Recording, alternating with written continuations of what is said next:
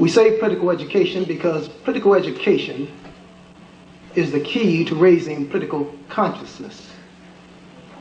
And without political consciousness, there can be no revolutionary action. Ture says that without revolutionary consciousness, there can be no revolutionary action. We want to say that our organization, the All African People's Revolutionary Party, has been involved in the struggle to build a Pan-African organization capable of liberating the masses of our people who are scattered and suffering in 113 countries around the world. We are humbled by this great feat. We know the leaders who have preceded us have given us the correct path on which to travel. We are aware that this struggle is lifelong. We must say that we have come to understand in the time that we have struggled to build this party that our job is not complete. We still need to keep building our party. Many people ask us, why do we run that same slogan? Build the party, build the party, build the AAPRP. Is because building the party is a lifelong process. We will never end building the party. We would like to say, for those of you who are in an organization, maintain, stay in the forefront of your organization. Build that organization. For those of you who are not in an organization, we welcome you to join our organization.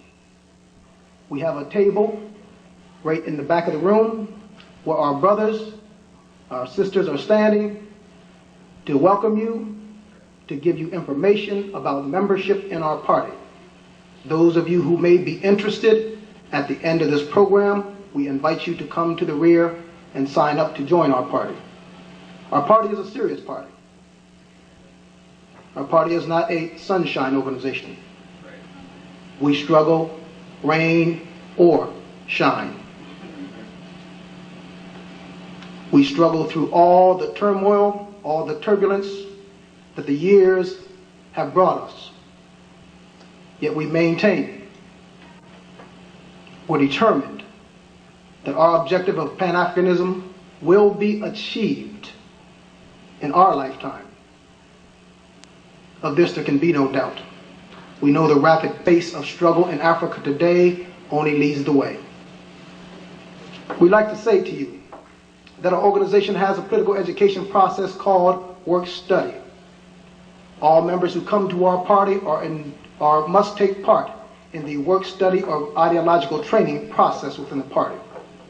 This ideological training process convenes every other week, where members who decide to join our party come to study a political education guideline that is designed to raise their political consciousness to the level that they may make a contribution to the masses of our people. We began this political education process with a process that we call orientation. For those of you who are interested in joining the party at the end of this program, please sign up for our orientation. There will be an orientation meeting held within the next 2 weeks. Notice will go out to all of those who sign up tonight as to the exact location, date, and time of this orientation. Again, we say that we have come here for the purpose of political education. We know we will achieve that objective here tonight. Bottom line, we need you. We need you to join our party. If you are not going to join our party, and you don't belong to another party, you must join some organization struggling for our people. There is no way that any of us individually can make a dent in the problems that face our people. We may think that we are helping, but without organization, we are hopeless. We must join an organization. We must build organizations. I say again, Come, organize the party. Organize the party. Organize the All-African People's Revolutionary Party. We're ready for revolution.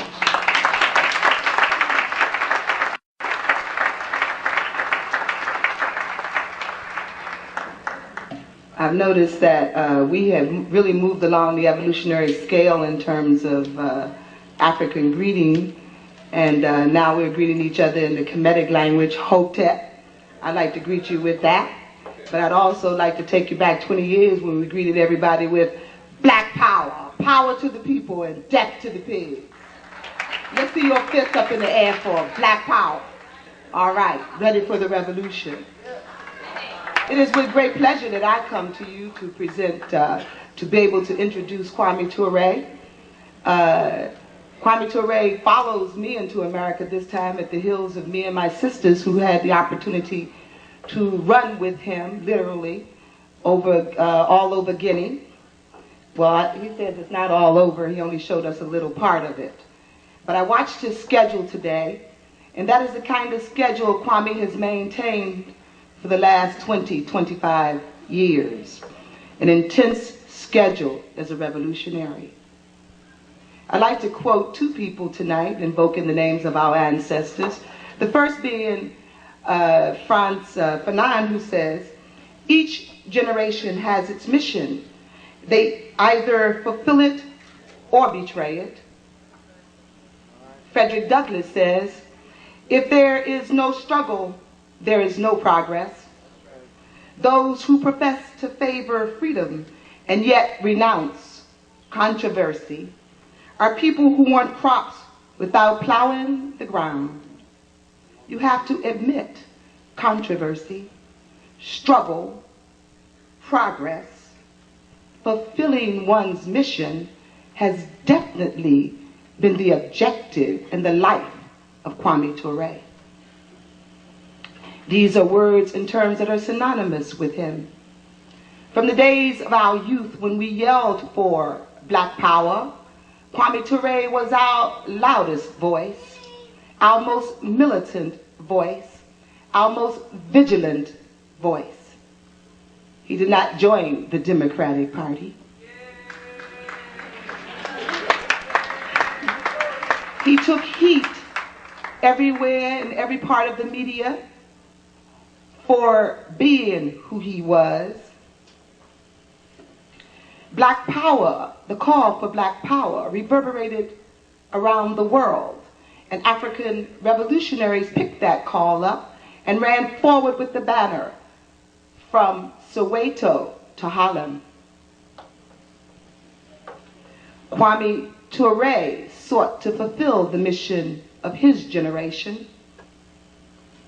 He was a revolutionary as young as 15 years old at the Bronx High School as an honor student, visited Howard University, and decided that's where he wanted to go because the students there were intensely involved in the struggle. At Howard, he went to study to be a medical student. There, he found out that he couldn't be a bourgeois revolutionary medical student, so he decided to go to philosophy, the area that teaches one to think and to really look and decipher the world. At Howard, he became a civil rights activist in SNCC.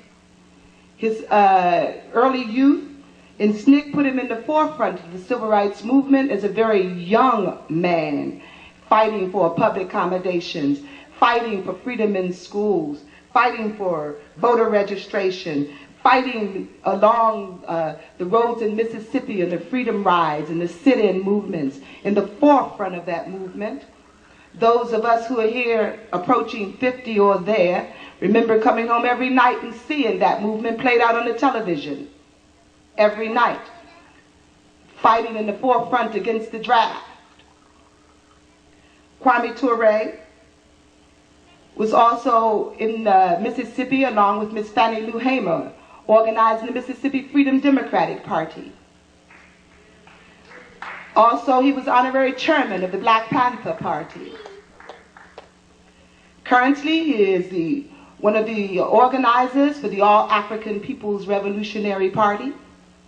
He is in the forefront and organizer of the Anti-Zionist Front, which we must study and become closely familiar with. And I say to you that Kwame Ture is fulfilling his mission. It is your responsibility to fulfill yours. I bring you Kwame Ture.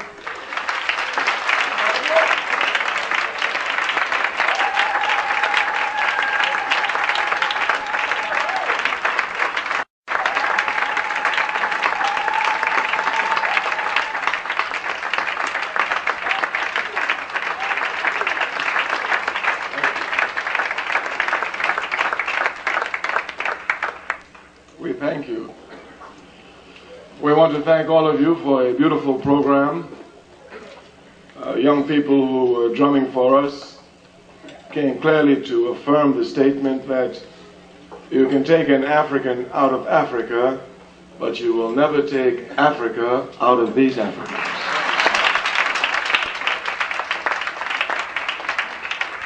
The hospital today has been most kind. We wish to thank Brother Mark, of course, Mama Kamara, Brother Shaka, and the others who have spoken and have to leave. We want to stick to our topic this evening, but we want to come around the back door, if you will, to get at the topic. The Chinese say, "Be not warned by the speaker, but the words that he speaketh." This is most important. I recall an incident, one standing on a block in Ohio with a man, just discussing that you can learn something from everybody, because in my life I learn something from everybody I come into contact with. And while discussing this with a man, a drunken man was coming down the street, and there were sirens going all around. He said, "You are saying you can learn something from every man?" I said, "Yes." He said, "Look at this man. He's the biggest drunk in our community. He never has anything worthwhile to say." The drunk came right up to him and said, "Your house is on fire."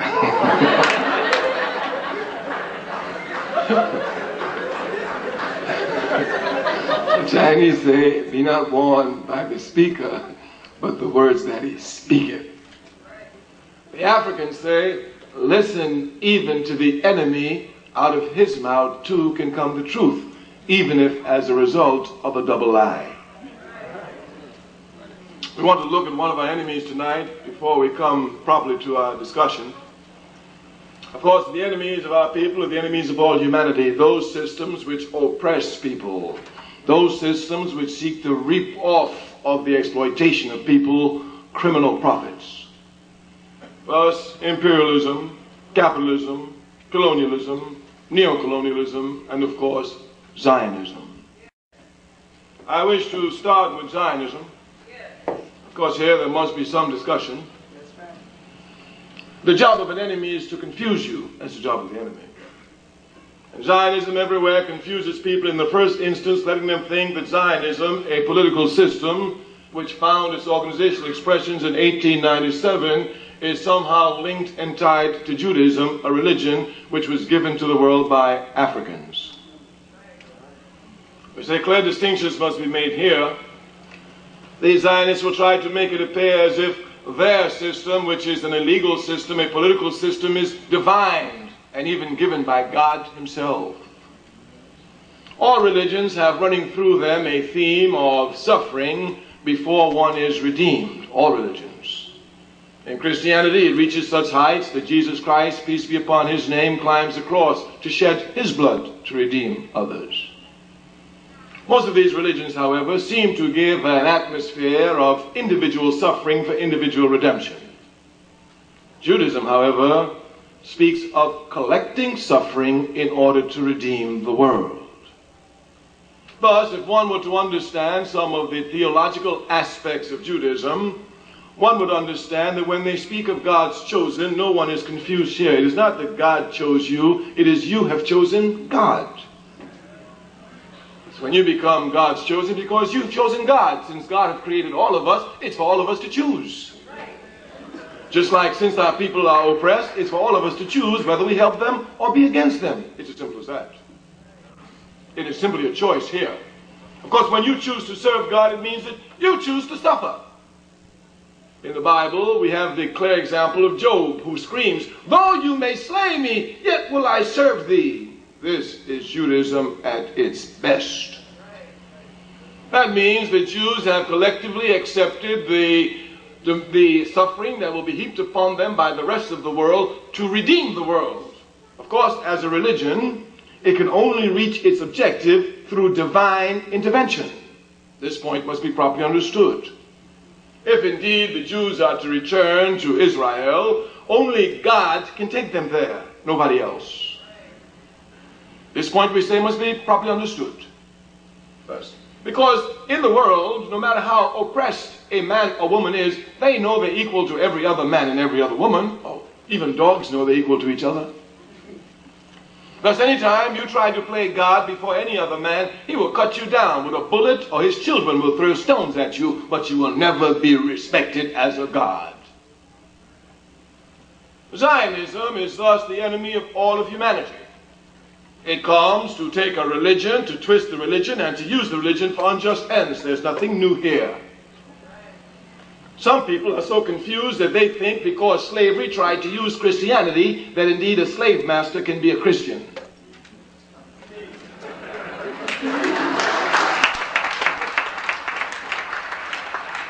A slave master can never be a Christian. And a slave who accepts a slave master can never be a Christian.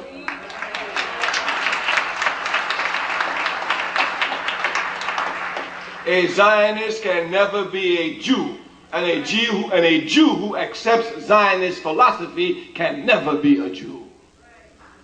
Our points must be clear here. Zionism, we say, is the enemy of all of humanity, thus standing on the just axiom of Martin Luther King Jr., injustice anywhere is a threat to justice everywhere, imposes upon us the responsibility to struggle against Zionism. Zionism is our direct enemy. People were saying some time ago that the All-African People's Revolutionary Party is always against Zionism because they get money from the Arabs. We tell everybody, if the Arabs stop fighting Zionism, we never will, because it is our direct enemy. Those who make this illusion work for the enemy. They seek to confuse people, to let people think that we have so much struggle going on, why must we go and help somebody else? Such stupidity. Justice is indivisible in the very first instance. The Vietnamese defeating American imperialism helped me. It weakened American imperialism, thus I can get it better.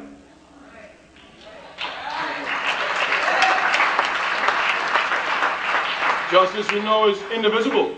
Zionism is our direct enemy. Even those of us who are conscious of Africa know how this slimy system deals with us. It has connections everywhere with the racist in Azania, South Africa. They produce diamonds for the world, and none of those diamonds are to be found in Palestine. All of them come from Azania, South Africa, where we build them out with our blood, our sweat, they're in our land, and we get nothing for it. They get everything for it. Zionism is our direct enemy. They invade Uganda just do what they want in Uganda. They make war in Egypt. They shoot down Libyan civilian planes. They invade Tunisia. They treat us with utter contempt in Africa. Some people who do not understand that they have a link to Africa or Africans seem to think that Zionism is not their problem. I bring you to America here. The illegal Zionist state of Israel receives more money in foreign aid than all of Africa put together. And Africans have done more for America than all the Zionists in the world put together. Thus, just in the very first instance, the money used to kill Palestinians, the money used to invade Africa, the money used to sabotage Africa, that money at least should be used here to take care of the Africans who are suffering here. So just generally, it's seeking to their enemy. But they have nothing but contempt for us, these pigs. They control the Zion, they control the Democratic Party, there's no question here. They control the Republican Party, there's no question here. George Bush, Reagan, Clinton, they can all act as bad as they want to act, but when the Zionists say jump, they say how high. Thus, you must know, if they control the Democratic Party and they control Clinton, they control every African inside the Democratic Party. The only African that ever spoke out against them was Gus Savage. Spoke out against them. And when they couldn't defeat him, these pigs gerrymandered his district on him. You don't know them. I know them because I'm on the front lines fighting for them, fighting against them all the time. They control completely the Democratic Party. And they decide which Africans will go up in there. And the only Africans who go up in there is the one who bows down before Israel unconditionally. They have nothing but contempt for us. Tonight I can speak here. I can condemn Clinton. I can call him any name I want to call him. No white man anywhere in the country will call up any other African and say, you know, Kwame Ture spoke out against Clinton. Do something about that. Attack him. But the minute I mention Israel, I promise you, they will call up this one and that one and every other one and tell them, you know, he spoke against this, condemn him. They come to interfere directly in our internal affairs. Who brought the split between Farrakhan and Jackson when we need unity? It's the Zionist pigs that did it. It's the Zionist pigs. Any statement you make in this community that they don't like, they bring you in task before your own people. They interfere into the internal affairs of our nation. They do this everywhere. For us, the All-African People's Revolutionary Party on campus, who do we have to fight? The Zionists. They have the nerve to go to an African Student Association and tell them, you should invite him here. Yes. Our party, the All-African People's Revolutionary Party, has been, since its inception, 1967, working on organizing an African United Front in this country, throughout the world, but in America also. The intention is simple. All we want to do is bring together every African organization representing the people, put us in the same room, discussing face-to-face what our problems is, and coming out with a common program, irrespective of how minimal it is. This task was accomplished here in Washington, D.C. in 1968 by the Student Nonviolent Coordinating Committee under the leadership of Brother Baba Zulu, then known as Lester McKinney. Baba Zulu, bringing together the SNCC force, came to organize inside of Washington, D.C. a united front that shocked everybody. Anybody today who's done anything in Washington, D.C. came out of that united front. Calvin Rowlatt was a member of it. Marion Barry was a member of it. Walter Fauntleroy was a member of it. There's nobody you can mention here who was doing anything in the 60s. Of course, many pop up today who did nothing then. But anyone who was doing something then that was not in united front. It was a powerful instrument here. It brought all of us together, and when we faced the enemy together. We understood the power of it. We signed it quickly among the Student Nonviolent Coordinating Committee to spread the idea. In between that time, I left the Student Nonviolent Coordinating Committee. I was working then for the All-African People's Revolutionary Party, but we continued with our task. In 1972, when Miss Roy Wilkins was alive. In 1972, when Vernon Jordan was with the Urban League. In 1972, with Minister Louis Farrakhan representing the Honorable Elijah Muhammad. In 1972, with Ms. Dorothy Hyde of the National Convention of Negro Women. With all of these leaders, we'd worked out everything. The meeting was set in place properly for New York. Within 48 hours, the entire meeting was sabotaged. Once again, Zionism did it. Our party is a determined party. We are strugglers. We don't run from struggle, we run to struggle. Matter of fact, you make the water rough, we get rougher. We are fighting for the people. Nothing will stop us, and we know the more you struggle, the stronger you get. So when we throw something out there, they stop it, we come stronger. They stop it, we come stronger. And we keep coming stronger. Like Sterling Brown says, strong men just keeps on a coming, can't nothing stop that. By 1982, after 10 years of serious struggle, after the demise of the Honorable Elijah Muhammad, and when Minister Louis Farrakhan had rebuilt the Nation of Islam, our party sent me on a mission there. I went to him. I gave him all the files from the United Front. I told him, our party's incapable of building this front. We are too isolated from the right wing in this country at this time, the right wing inside the African community. We have little time for them. We can only say hello, but no time to work with them. You occupy a central position here. This is your task. I took to him a paper from the Honorable Elijah Muhammad. Muhammad Speaks. If you look at any of those papers, you open to the centerfold, there was always an advertisement of hands joining each other, calling for the building of a united front. I said, this is the program of the Nation of Islam. You must do it. Minister Louis Farrakhan accepted this task. We spent the whole day together outlining the program step by step. How to bring in Jesse Jackson, how to bring in this one, what problems they will have, how best to do it. During that time, when I left for Africa, Jesse Jackson announced that he would run for President of the United States. I remember the conversation we had then with Reverend Minister Louis Farrakhan. Mr. Farrakhan is older than I am, though he looks younger than I am. Don't let him fool you. That's an old man out there. That's a slick old man. You know, he's not to play with. He's serious now. He came to me, he told me that, you know, Reverend Jesse Jackson run for president. I said, yeah, I heard it. He said, you know, he's been getting a lot of threats. I said, yeah, I heard that. He said, you know, might get killed. I, at that time, incorrectly thinking, assumed that, you know, some crazy cracker gonna pop him. So, Minister Lewis, I really thought that. Of course, later I saw I was incorrect because I knew at that time when I reflected, America couldn't let them touch Jesse. Because if they touched Jesse, them Africans were leaving voting in the Democratic Party forever. So they had to protect Jesse. But I was incorrect. I thought, like the minister did, that perhaps he would be killed. The minister said, I want to put the FOI at his discretion. What do you think about this? I said, well, that's your decision. He saw that I wasn't enthused. He said, I want to put the FOI at the disposition of Jesse Jackson. He's being threatened. Nobody's doing anything. I said, I heard you, sir. He said, well, if you were in my position, wouldn't you do that? I said, no, sir. He said, well, if you were in Jesse Jackson's position, wouldn't you want the FOI to protect you? I reminded him. I said, Minister Louis Farrakhan, when I was elected chairperson of the Student Nonviolent Coordinating Committee in 1966, the first public meeting I had in this country was with the Honorable Elijah Muhammad. The Honorable Elijah Muhammad told me at the end of that meeting, I was a young man. He looked me square in the eye, he said, son, he said, the devil wants you. I said, yes, sir. He said, son, the devil gonna kill you. I said, yes, sir. He said, son, you've got to be very careful. I said, yes, sir, we've been very careful all our lives because you be vigilant. He said, but I'm worried about you, son. I said, thank you, sir. He said, son, I'm going to give an order to the FBI. Wherever you go, they'll protect you. I thanked him. I was most humble, really. But I understood that I move all the time. I had so many problems. So in my humility, I thanked him very much. And really, I told him, please, sir, I understand, but you have a lot to do. The FOI is so busy and so much. I appreciate this. The Honorable Elijah Muhammad looked me straight in the eye and said, son, I wasn't asking you. I was telling you.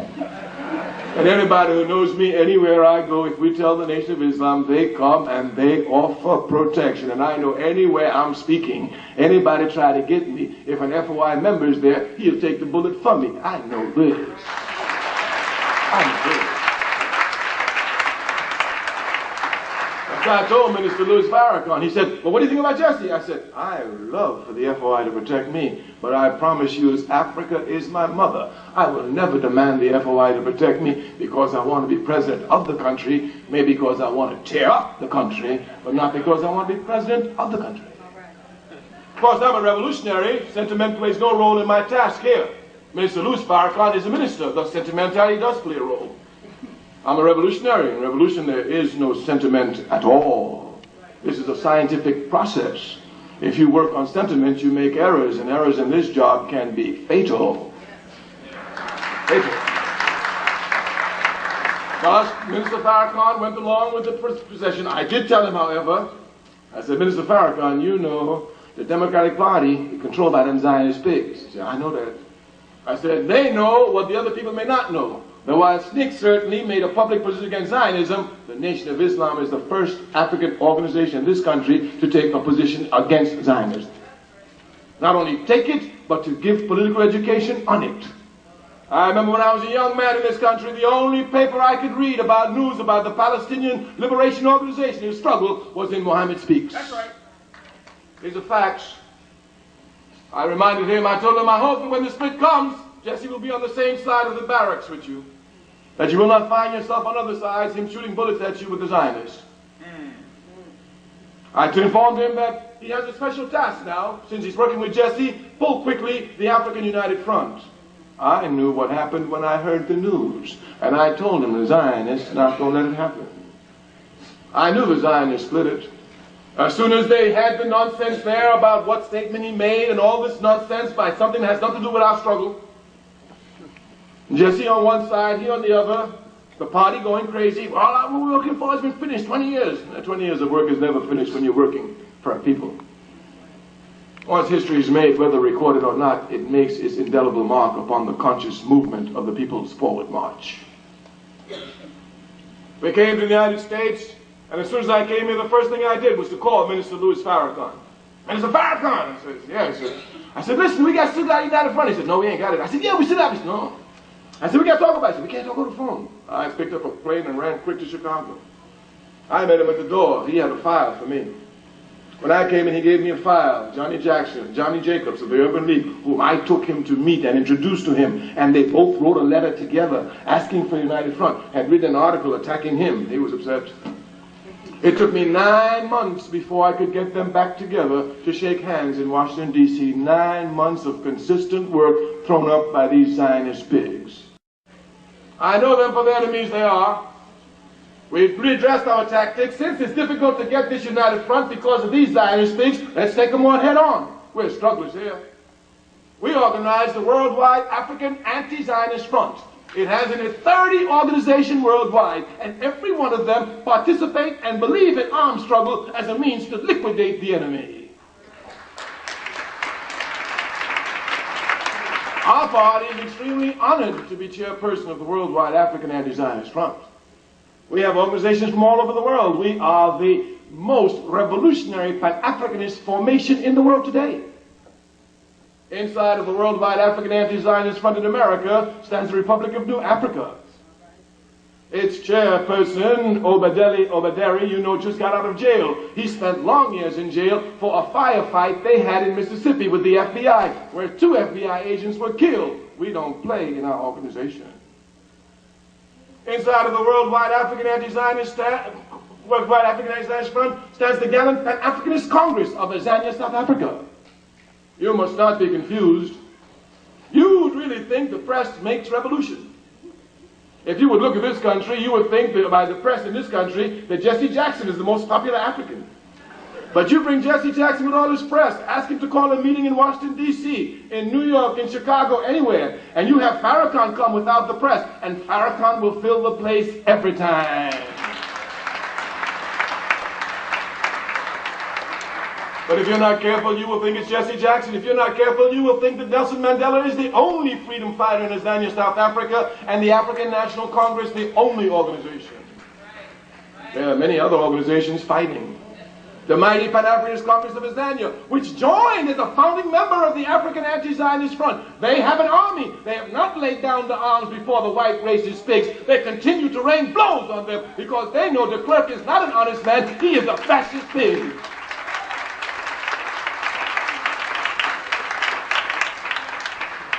We have members in Ghana of the June 4th member as members of the Worldwide African Anti-Zionist Front. We have groups in England, members of the Worldwide African Anti-Zionist Front. We have groups in the Caribbean, members of the Worldwide African Anti-Zionist Front. And we promise Zionism that if we have to get a united front through fighting them we will. Into their blood we will wage. But one thing is clear, we will have an African united front. We say we wanted to come at the discussion through the back door. Look in this country. You will find Jewish children born in this country who, confused by Zionism for whatever reason, attracted to it, can easily distinguish themselves.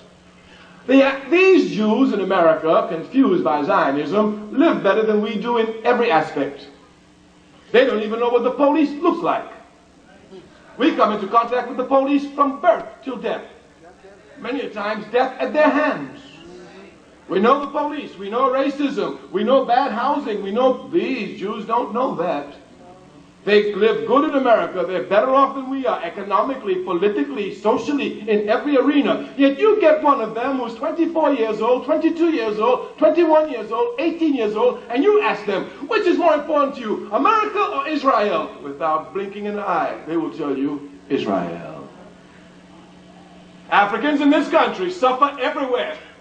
Matter of fact, the time we stepped off of Africa, we caught hell. Today, we're still catching hell. Ask them, which is more important to you, Africa or America? Africa, what's that? What's that got to do with me? We say we take a page from the enemy. We look directly at the enemy. If some young man in America who has everything to gain in America can think of leaving America and going to Palestine, occupying somebody else's land and fighting for them to run them off the land, to take the land in the name of God, why is it that we are not running to Azania, South Africa to run the racist pig out of there and take our land?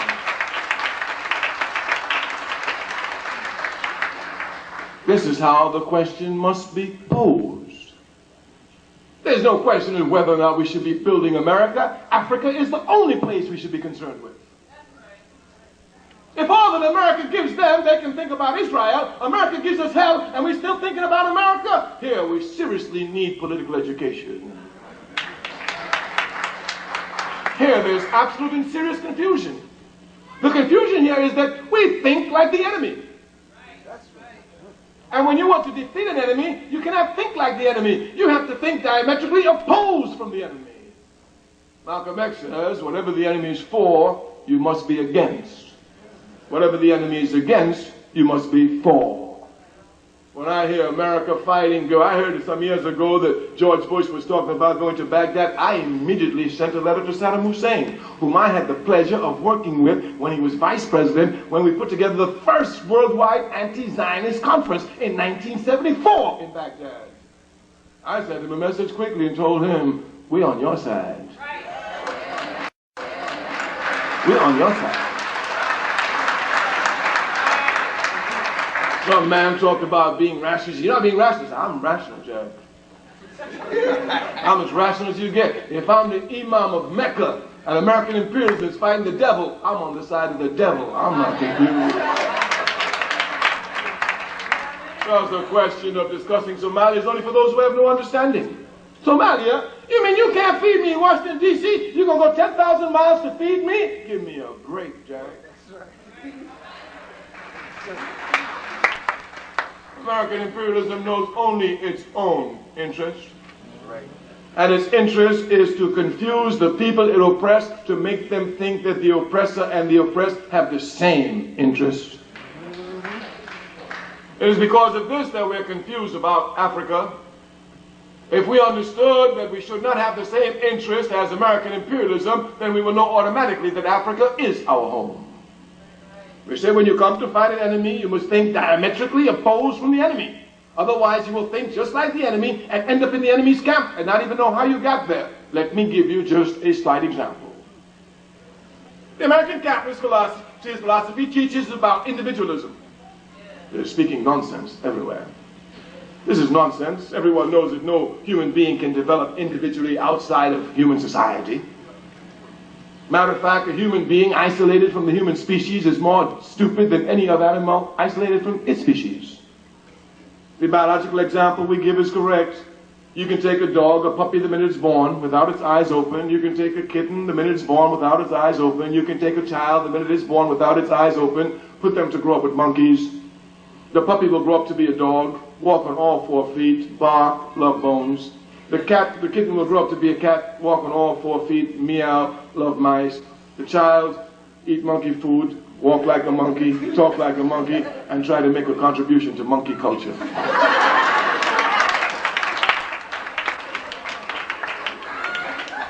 It is clear that the only way a human being can reach their fullest potential is among other human beings.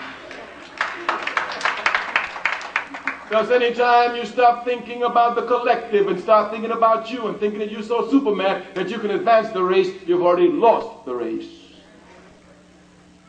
I see it all the time. In America, we don't understand what the confusion is. No African in this country make any individual advancement without the struggles of the masses of their people. None. None. Not even basketball players.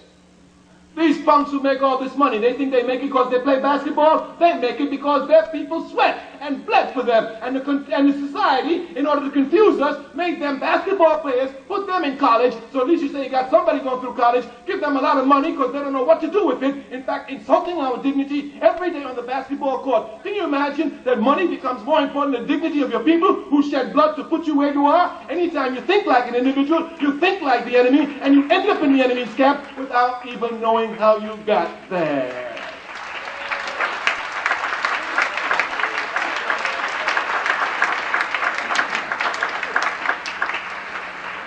When we think collectively, we can only think of Africa. When we think collectively, we can only think of Africa. We say you must know your own culture. It is from your culture you fight, and the enemy tries to make it appear as if we have the same culture. Even white leftists who've been confused try to tell us that in America we all got the same culture. What do you mean we all got the same culture? If you fight an enemy, it's from your culture you fight the enemy. What they've been trying to do is to tell us we have no culture, and some believe them. Thus you're lost. This culture is going to defeat American imperialism, this African revolutionary culture. If one doesn't fight for one's culture, one makes great mistakes. That's why we can't even see Africa. We give one example. Women all over the world are oppressed. Women all over the world are oppressed. Countries which are conscious of this oppression have women organizations, because organization is the weapon of the oppressed. Organization is the weapon of the oppressed. If you look at Cuba, you'll find a women's organization. If you look in Tanzania, you'll find a women's organization. If you look in Zimbabwe, you will find a women's organization. Wherever people are conscious of the fact that women must fight, they have organization, and from here they fight. We say all women are oppressed everywhere. In the African community, women are oppressed on every level, from the physical to the ideological. Some of our brothers are so stupid and imbued with capitalism that they actually abuse the producers of our nation. Everywhere women are oppressed. Everywhere. Everywhere. But unless African women look properly at their culture, they'll make great errors. They'll make great mistakes. Africa, even under feudalism, produced the first queens for the world. The very first queens. And these queens were not play queens. Dr. Henry Clark in his pamphlet documents for us that when a queen was on the throne in Africa, it advanced technologically, scientifically, politically, economically, and in every other way. When an enemy invaded and the queen was on the throne, there was no compromise. African women today are oppressed by their men. We want to make that clear, crystal clear. But in women, African women must know that women's oppression is not endemic to African society, nor to its culture. It may appear so for others, but not for Africans, once you know your history and your culture. African men can oppress their women everywhere, but the one place we cannot oppress them is on the front lines fighting for us. We say that if you don't know your history, you'll be confused, and the job of the enemy is to confuse you. I hear so many times people who tell me, in the 1960s, women played no role in the movement. You are reading books not written by those who were in the movement. You are reading books written by capitalists who wipe women out of the movement. That's your problem. But if you're looking at your people's movement, you could never make that statement at all. We were put on our feet in the 1950s by a woman, Rosa Parks. Who could not see that? If women played no role in the movement, why can a woman put us on our feet? If you look at Africa, we say, our women are warriors. Africa has produced warriors out of their women. I'm not just talking about Nzinga, who fought the Portuguese for 40 years at the head. I speak today even about Sata Shaku.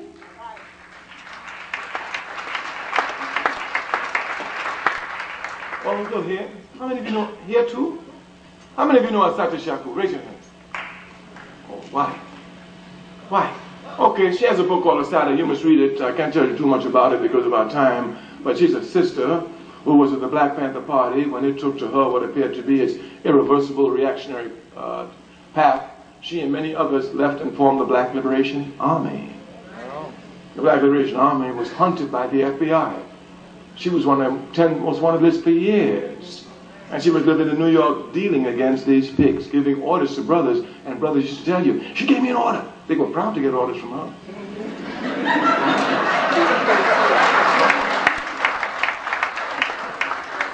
When she was arrested in New Jersey and the FBI jumped and to help us, it's used to confuse us. Stupidity, stupidity, stupidity, nothing but stupidity. The only way we will control all this is when we come to have a land base. Africa must be our primary concern in every aspect. We say our entire history is Africa. Our entire destiny is linked up to Africa. You know, if you read these history books about the movement in the 60s, none of them mention Africa. But I will tell you, Africa was the key role in making America change her laws as rapidly as she did. I give you examples. When I was a student at Howard University in the 1960s, all around Washington, D.C. was segregated. I remember some of the worst humiliating experiences of my life when as a student at Howard University going to Atlanta, Georgia for a meeting in SNCC to make some demonstration. I would have to sit at the back of the bus. And since Washington, D.C., Virginia was segregated, as soon as they got on a 14th Street bridge, you'd have to get to the back of the bus because you went to Virginia. And I'd never forget, inevitably, all the time, even though we were already in the back of the bus, because all of us knew we had to go there, some little army reject who was a bus driver that with one hand you could snatch in the neck, put him and throw him out the window, will stop the bus and get up and announce to us in the most vulgar terms that we had to get to the back of the bus. Yes. We understand precisely all of these experiences. We lived them. We watched them carefully. We would see how we'd have to go and struggle just to break these things down. We would look and see that for every reform movement, our people here must shed blood. And they call America their home. Malcolm X said, revolution is bloody. It knows no compromise. It destroys and overturns everything in its path. Yet we as a people shed blood just for reform. To sit on a bus, we have to shed blood. Do you know that's the only way we change that? Yeah. Just sitting on a bus, you got to shed blood. To get UDC, you got to shed blood. To get the vote, you've got to shed blood. Once the people do not have their culture, they become confused because their culture is necessary. The enemy wants to wipe it out. Every mayor in this country who is mayor because the people shed their blood. He cannot act like any other corrupt mayor. The others didn't shed their blood to get the vote. We did. Therefore, the vote must mean something different to us than it does to the other. This is your culture. You must think differently from the enemy. Africa is your home. Africa is your only home. In order for us to make our proper contribution to Africa, we must become organized. In order to make our proper contribution to Africa, we must become organized. Of course, we are confused as a people between unity of action and unity of thought. We have unity of action, we lack unity of thought. Our unity of action is great. It can be found in great moments of mobilization, but unity of action is up and down. Unity of thought is always thus directing action and sustaining it. In 1965 in Watts, we rebelled. Tore up the country, shocked America, shocked ourselves. Did we do that? In 1992, we rebel again. No qualitative difference, just quantitative. It's greater, we're more angry, our head rate is rising, but there's no organization to properly direct the struggle. People get confused with mobilization and organization. The confusion is even helped by the enemy because Dr. King himself was a great mobilizer, but very short of organizing. Malcolm X was a mobilizer and an organizer. When Dr. King went to a town, he had one object: break down the segregated signs and move on. He would do that and move on. There'd be no organization there. But when Malcolm X was sent to a town, he had to build a mosque. 2 or 3 is what he started with. And keep building and building. Malcolm X is a super bad brother. A lot of people say they like him, but they talk garbage, because as long as I've known Malcolm X, I've never known him to be outside of an organization. When he left the Nation of Islam, before you blinked an eye, he had already created 2 organizations, the Muslim Mosque Incorporated and the Organization for African Unity. I'm bad. I'm real bad. I know that. I'm super bad. But all my conscious life, I've never been outside of an organization, and I never will be.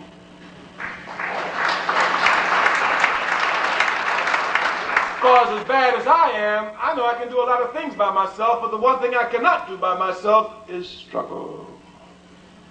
And since struggle is the only way my people make progress, I am forced to struggle with an organization. It means that everything that I have must be made subordinate to organization. I have to work in organizations with people I don't like. I have to work with them. I have to work with organizations when I myself am tired. I must work with them.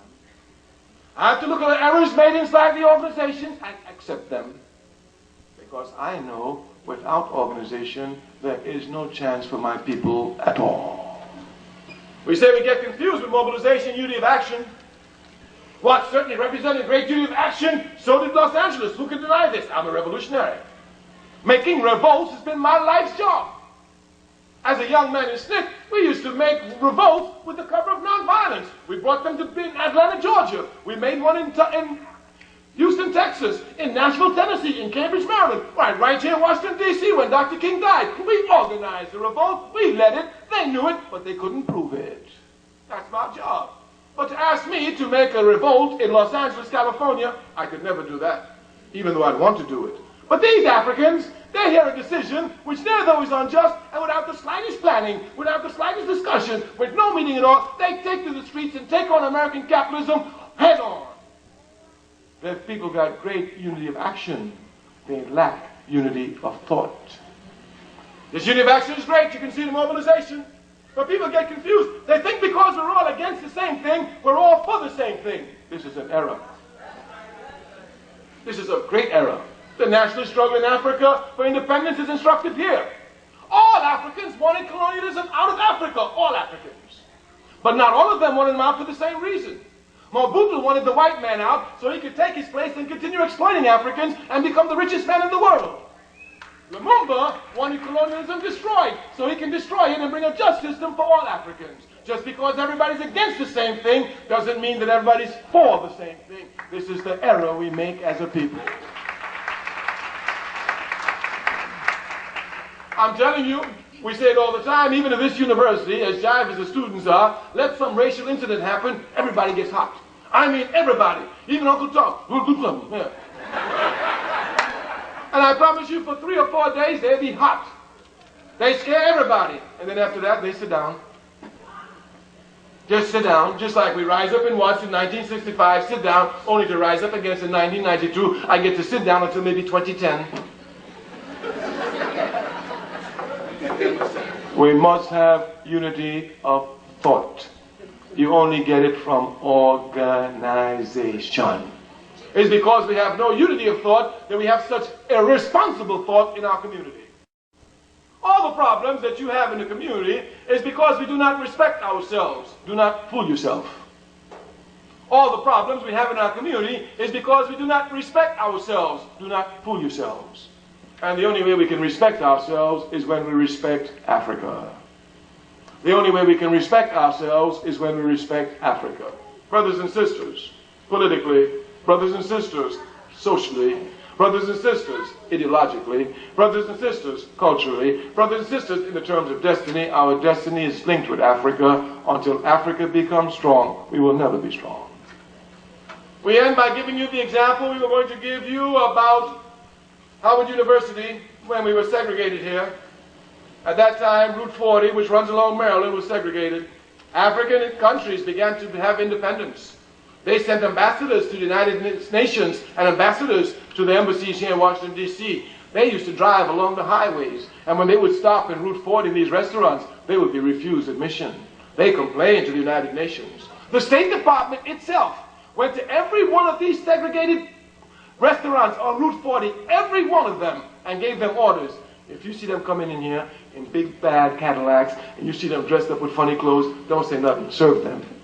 Because you're messing up the country outside. Because the Soviet Union is pumping that up to the Africans. So you say America's democratic, your representative got thrown out of a restaurant for trying to get a hamburger. Dig that democracy. They were burning them up. They had to come quickly and change it. I remember this, I will never forget this. I had a student at Howard when we found this out.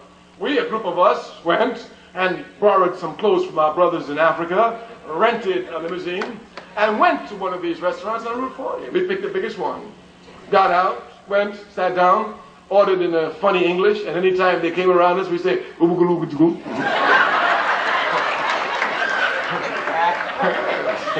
Ate as we wanted to eat. When we got ready to pay the money, went out into the door, said, "Thank you all a lot, this show was good." I knew the power of Africa. They try to hide it from you. As Africa becomes strong, we get strong. We cannot build in America. We must seek to destroy the American capitalist system and build a socialist Africa. We thank you. Ready for the revolution. Oh, yes, I'd like to thank you very much for the very powerful speech. But let me just ask those who are leaving that they can leave quietly and quickly, and don't forget in the back of our table is the All African Peace Revolution Party. Let me tell you something now. We've been trying to organize our party in D.C. for years. Nobody joins, but you're not going to tire us. We're going to tire you. We're going to keep coming until you join some group of your people.